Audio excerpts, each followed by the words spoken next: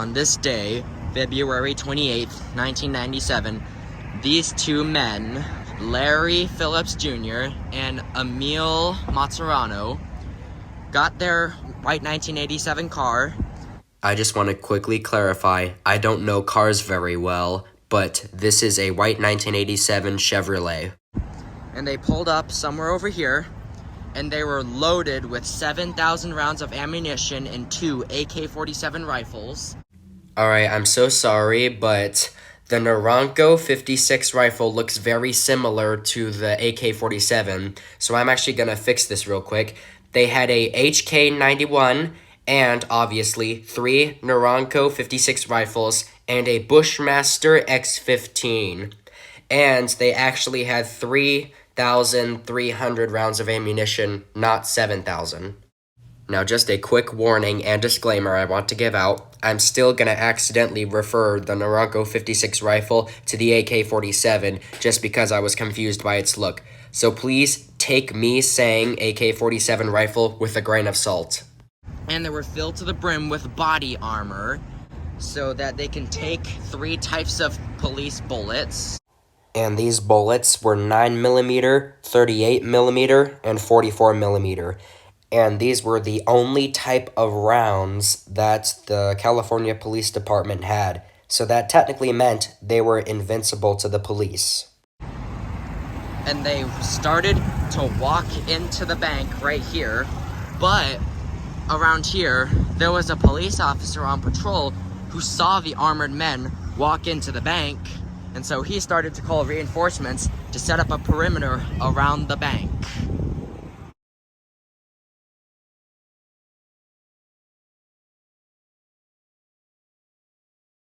And as the two men walked into the bank right here, now this gate is closed, but back in the day it was open. They walked through, went right about there. They got out their AK-47s and shot 3 times at the ceiling and declared it was a robbery as they went to the back of the counter, and they were expecting to steal 3/4 of the money, which is around $2 million US, but the bank was not fully filled at the time, so they only ended up stealing around $303,000. But the money was loaded with this trap called a die pack, so as they walked out with the money and as soon as they exited the door, the die packs exploded, so all the money was now covered in ink, which meant it was not usable. And as they got out and they dropped the money, as they started walking back down this area, there were policemen all on the corner right here, the corner right here, and there was some blocking the exit right there, and there was a couple more over here, as the white getaway car was right here. As Phillips walked up right here, as Mozzarano got into the car and started to get it ready, and Phillips was right here, and he got out his AK-47 and shot not only at the police officers over here, but also at the news choppers that were flying up there. He started shooting at them as well. There was also one right here that he started to shoot at. So there were 2 news helicopters, one right here and one right there. He was shooting at both of them up in the sky as the bank robbery continued. As he got out and ran next to the car, and he started to use the car as cover as the car started to pull forwards, and Phillips, I'm retracing his steps, was following the car, using it as cover from the LED police officers over there, with the trunk open as more cover. And then he turned over as he got out his AK-47. So there were police officers creating a large perimeter right over there as he kept following up, and then he stopped at this pole right here as they exchanged a little bit more of gunfire towards all the other police officers. And there were more police officers right over here exchanging some more gunfire.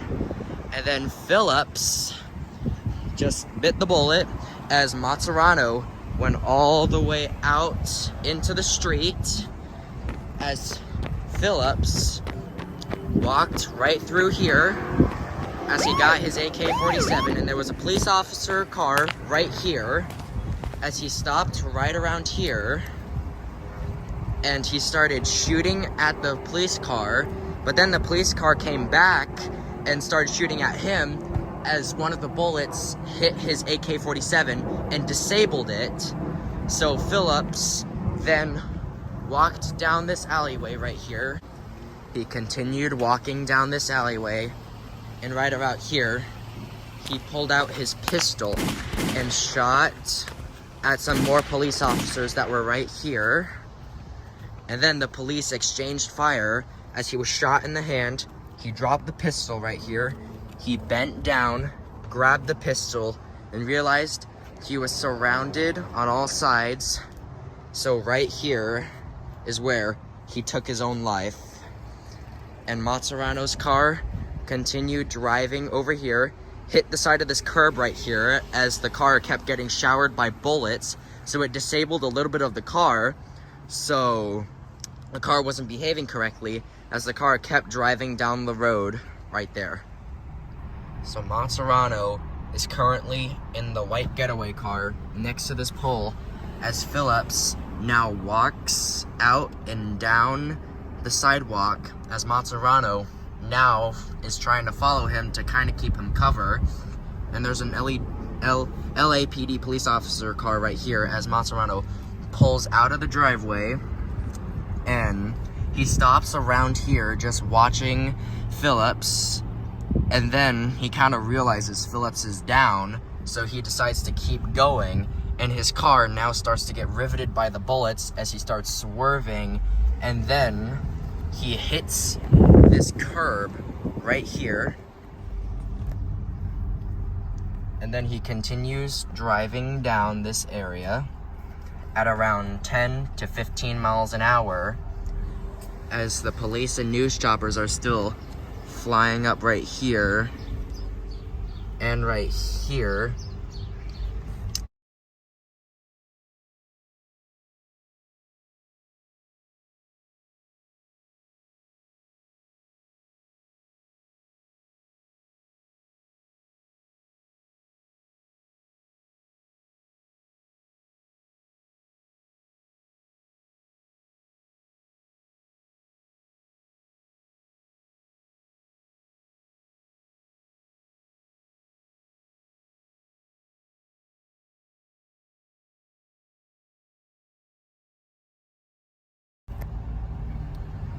And as Mozzarano continues driving, he swerves right here and hits a purple van as it continues driving down the intersection. Then there's another car right here that just pulls around him. Then he stops right here looking at a light brown pickup truck. As the car stops, he gets out, pulls out his gun, and starts firing at it as it starts to back up. The truck driver backed up and continued backing up as Mozzarano continued to fire at him. The truck driver stopped right around here, right in front of this driveway. So he stopped right around here, and Mozzarano came up and stopped right next to the truck driver right here. And he attempted to carjack the car, but the driver of the truck took out the keys and ran down the road. And then the LAPD police car came up, stopped right here, and then Mozzarano then got out his AK-47 and started to shoot at the police officers. And then the police officers started to shoot back at Mozzarano as the big shootout ensued. And if you go back to this telephone pole right here, you can actually still see some bullet holes on this side, right here.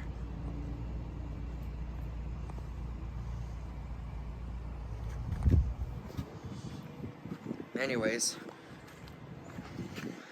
Mozzarano was shot in the chest a couple times, but because of his bulletproof vest, he managed to stay alive.